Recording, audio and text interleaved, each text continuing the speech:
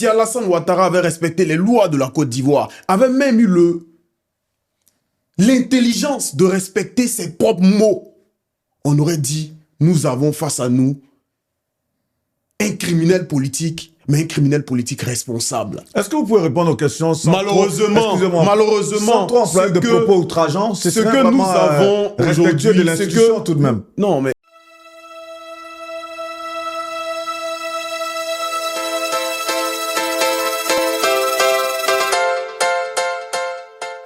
À 3 semaines des élections, la tension monte.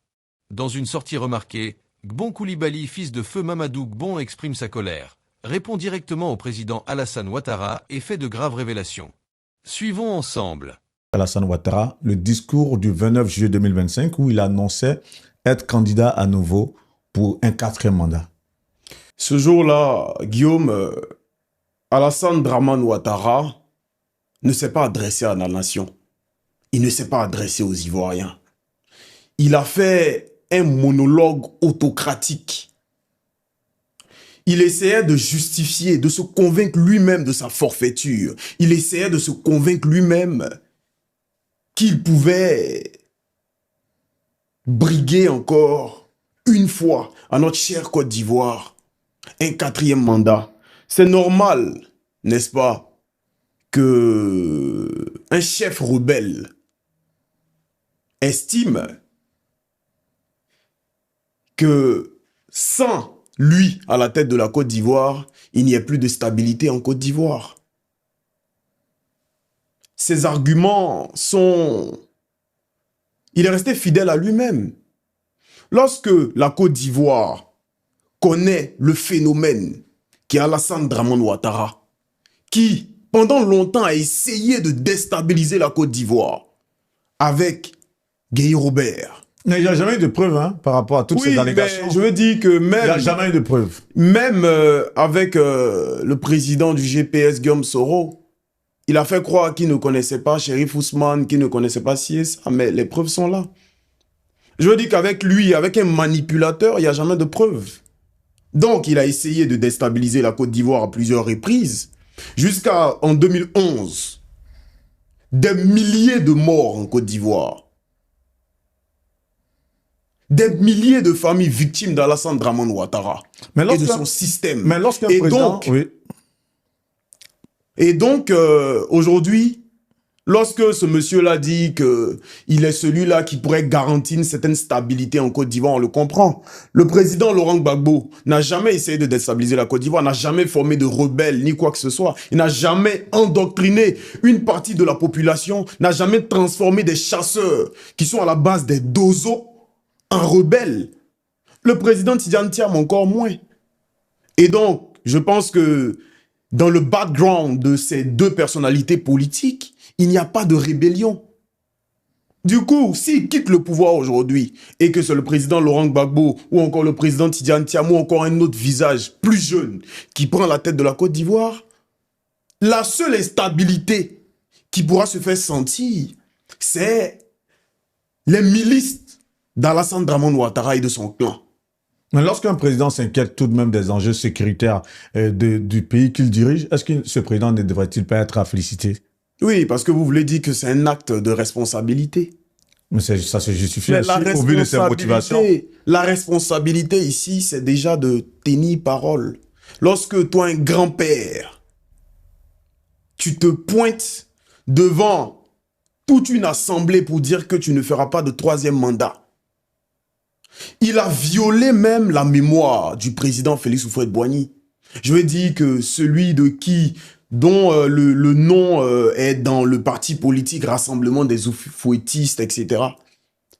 Il a violé la mémoire, toujours en train de dire des contre-vérités. La responsabilité ici dont vous parlez devait se situer dans le respect de la loi. Si Alassane Dramane Ouattara avait respecté ses engagements vis-à-vis de la Côte d'Ivoire, on aurait dit qu'il est responsable. Si Alassane Ouattara avait respecté les lois de la Côte d'Ivoire, avait même eu l'intelligence de respecter ses propres mots, on aurait dit, nous avons face à nous un criminel politique, mais un criminel politique responsable. Est-ce que vous pouvez répondre aux questions sans Malheureusement, sans trop employer de propos outrageants, ce que nous avons respectueux de l'institution tout de même. Non, mais aujourd'hui, parce qu'il y a trop de Alassane propos Dramane Ouattara, non, s'il vous plaît. Alassane Dramane Ouattara aujourd'hui n'est pas une institution crédible à mes yeux. Oui, mais c'est le président de la République. Il s'agit de l'avenir de millions d'Ivoiriens. Il s'agit de l'avenir de millions d'Ivoiriens. Vous pouvez dénoncer ou donner votre point de vue sans trop employer de propos outrageants. Outrageant, mais ce qui est outrageant, ce ne sont pas mes propos. Ce qui est outrageant, c'est de voir un ancêtre qui ne respecte pas ses...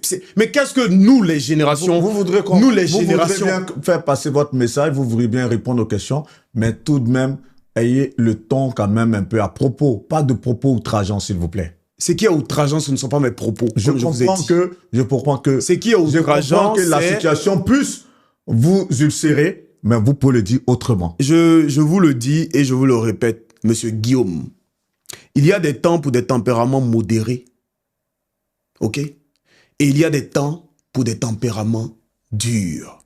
Je pense que la situation en Côte d'Ivoire est assez critique. La situation en Côte d'Ivoire est assez difficile, est assez outrageante pour des familles, par exemple, qui ont leurs enfants qui sont kidnappés chez eux à la maison. Pour des familles qui ont des enfants qui sont enfermés au bâtiment C, pour des hommes qui ne jouissent plus de liberté d'expression, pourquoi on emploie des propos durs? Okay. Alors, ce qui est outrageant, ce n'est pas ce que je dis, c'est le comportement d'Alassane Dramane Ouattara. À la suite de l'annonce de sa candidature le mardi 29 juillet 2025, le président Alassane Ouattara s'est adressé à la nation ivoirienne le 6 août 2025. Et à la faveur de cette adresse à la nation, alors que pendant des mois, l'opposition ivoirienne réclamait un dialogue politique, il n'a pas eu un mot à l'endroit de cette opposition. Comment est-ce que vous avez vécu cela également, ce discours? Ce discours était normalement censé être un discours adressé à la nation de Côte d'Ivoire, aux populations, aux pauvres, aux personnes abandonnées, aux personnes démunies. C'était l'occasion de faire, n'est-ce pas, de montrer aux yeux de l'opinion nationale et de l'opinion internationale que nous sommes dans une Côte d'Ivoire réconciliée. C'était l'occasion de montrer aux yeux des Ivoiriens de la Côte d'Ivoire et de la diaspora que nous avons, n'est-ce pas, un chef d'État conscient des enjeux démocratiques. Malheureusement, nous avons également ce jour-là assisté à un monopole autocratique. Nous avons malheureusement assisté à un monsieur qui n'a que faire de la vie des Ivoiriens. Nous nous attendions à ce que un mot à l'endroit de l'opposition, un mot à l'endroit du président Laurent Gbagbo qui lui a donné une chance d'être un jour candidat. Un mot à l'endroit du président Tidiane Thiam. Mais au-delà de ces personnalités, un mot à l'endroit de tous ces Ivoiriens qui sont inquiets de l'avenir de la Côte d'Ivoire. Malheureusement, c'était une très grande déception. Ce ne sont pas tous les Ivoiriens qui sont inquiets.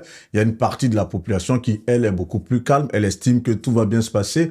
Donc, on peut pas faire de cette généralité pour vouloir formaliser des messages à l'endroit de telle ou telle partie.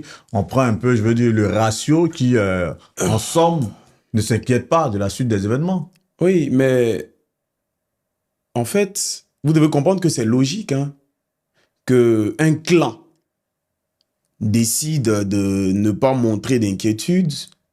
Vous devez comprendre qu'il n'y a pas que deux parties dans cette histoire. Il n'y a pas que ceux-là qui sont inquiets et le clan d'Alassane Dramane Ouattara qui, n'est-ce pas, fait comme si tout allait bien. Il y a aussi ces millions de jeunes, de femmes, de pères de famille qui sont obligés de se taire parce qu'ils sont terrifiés. Il y a aussi eux. Donc, nous espérions ce jour-là entendre. Pensez-vous que les gens ne parlent pas assez, tout de même, c'est ça? Que les gens ne s'expriment pas assez sur les sujets d'actualité? Lorsqu'on s'exprime, n'est-ce pas, en la faveur du pouvoir, on ne subit pas on ne paye pas le tribut.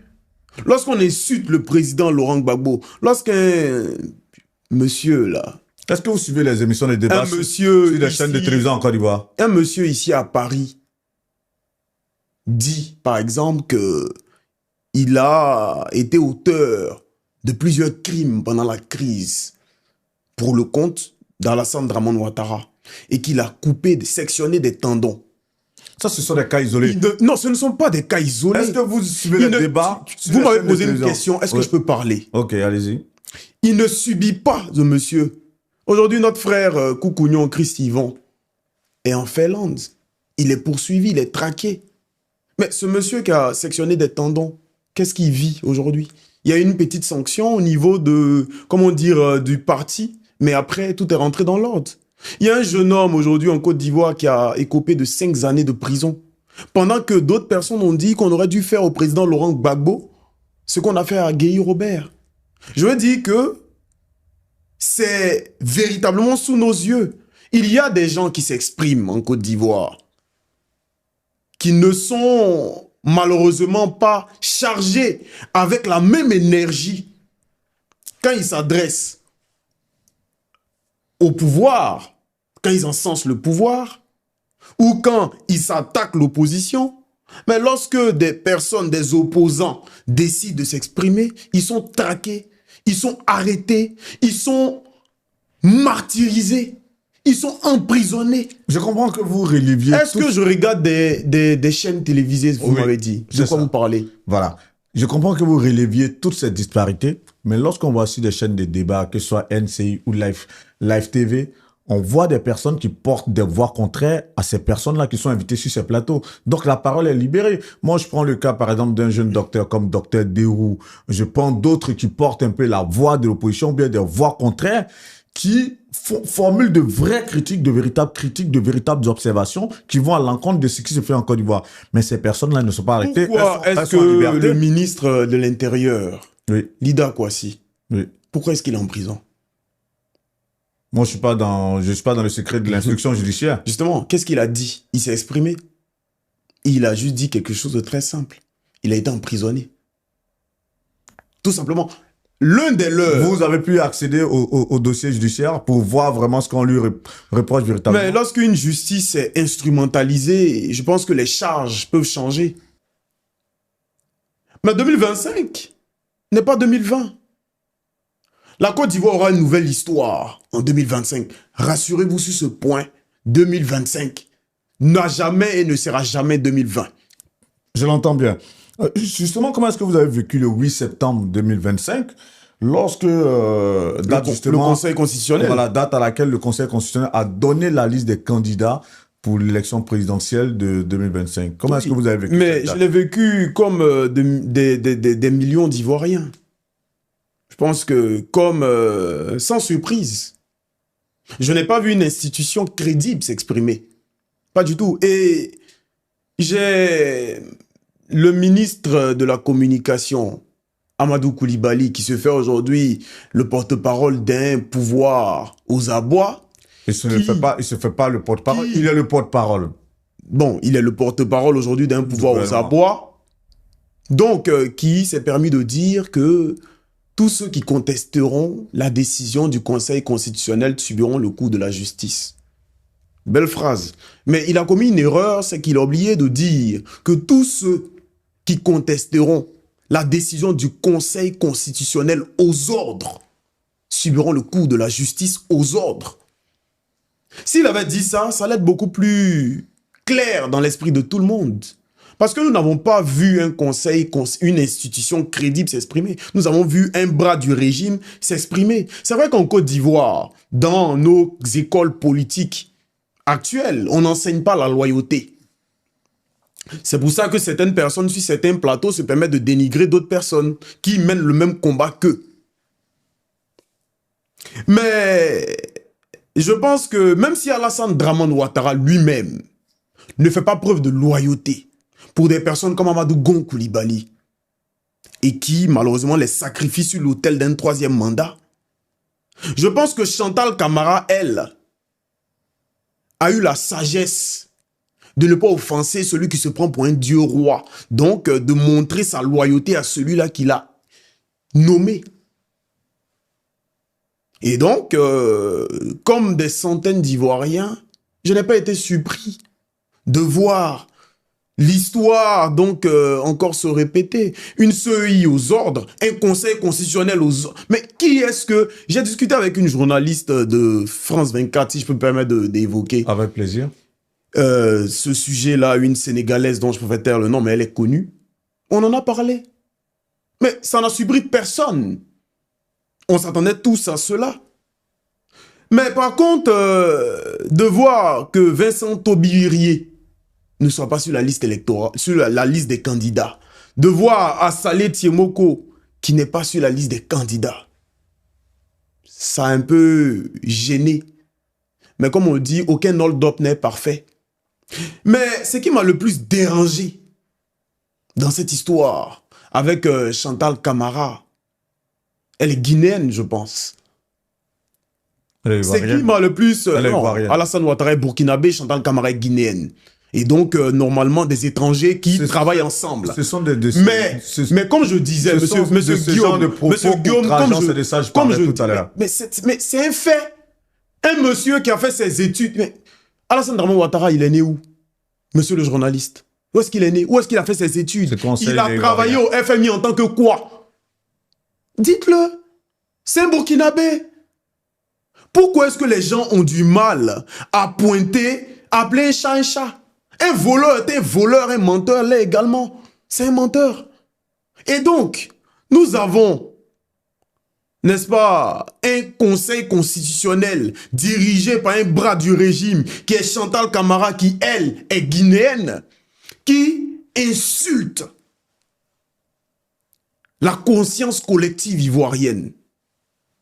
Une dame qui ose dire que le président Laurent Gbagbo n'a pas réussi à collecter. Je n'ose même pas le dire. Mais c'est une insulte pas au président Laurent Gbagbo. Une insulte à toute la Côte d'Ivoire et à l'histoire de la Côte d'Ivoire. Si vous permettez, pourquoi est-ce que vous avez cette attitude d'écorché vif? Pourquoi? Parce que nous avons longtemps été dans du cinéma. Parce que nous avons longtemps été dirigés par des personnes qui ont peur de la vérité. Et vous pensez que c'est en abordant les choses ainsi qu'il y aura résolution des problèmes et que tout cela va changer? Une personne qui répète la même bêtise 2 fois, il reste un imbécile. Mais lorsqu'on essaie quelque chose et que ça ne marche pas, l'idéal, c'est de changer de stratégie ou de changer de trajectoire. Et lorsqu'on a essayé le mensonge pendant 15 années, et que ça a conduit à des milliers de morts, ça a conduit à un chômage chronique, ça a conduit à des destins brisés par la drogue. Il faut laisser 15 ans, il faut mettre les injures en avant pour que ça change. Non, je n'insulte personne. Dire que Alassane Dramane Ouattara est burkinabé, ce n'est pas l'insulter. Le Burkina, c'est un pays que j'aime, un pays que je respecte, un pays où j'ai été. J'ai même une jeune fille burkinabé qui m'a fait comprendre qu'elle voulait créer Génération Consciente Burkina. Donc, je veux dire, c'est un pays que je respecte.